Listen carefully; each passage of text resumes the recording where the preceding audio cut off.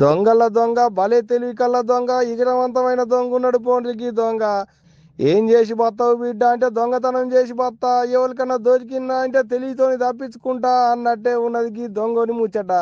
అవు అగ చూడు ఈ నడిషర్ల నిలబడి ఎట్ట చూస్తున్నాడో నేల చూపులు. ఇంతకు ఏమైందంటదా, మేడ్చల్ జిల్లాలున్న సూర్యారంలో ఒక ఇంట్లోకి దొంగతనానికి పోయిండట. ఇంట్లో ఎవరిని చూసి ఇల్లంతా గుల్ల చేసే పని చేసిండట. అంతలోనే ఆ ఇంటి బుజ్జి బయళ్ళకి పోయి రాగానే గోడ దూకి ఉరుకుతుంటే చుట్టుముట్టోళ్ళు చూసి ఎంటపడ్డారు. ఇంకేముంది, ఏడు పోయేటందుకు తావులేక చక్కగా పోయి షర్లకు దూకిండు. ఆసుంట పోయినాక ఓ ఒడ్డు మీద నిలబడ్డాట. మరి ఆన్లైన్ ఇచ్చంతరం ఉన్నది, ఊకే పోయి పట్టుకొని పోలీసు వాళ్ళకి అప్పచెప్తే కాదా అంటలేమో. పోలీసు వాళ్ళు వచ్చి కూడా దొంగని పట్టుకోలేకపోయారు. అది ఇన్నరు కదా దొంగని డిమాండ్ ఎట్లున్నాయో. సీఎం రేవంత్ రెడ్డి వస్తేనే షర్ల నుంచి బయటకు వస్తారట.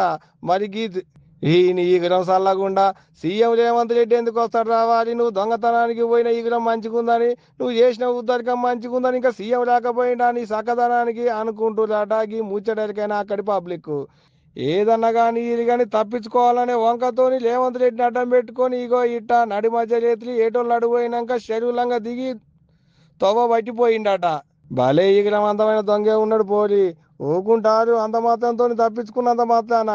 ఇవాళ రేపో దొరకబట్టి తాతకు తలవాళ్ళు గట్టిగానే పోస్తారు కావచ్చు పోలీసు వాళ్ళు. ఊకుంటారు.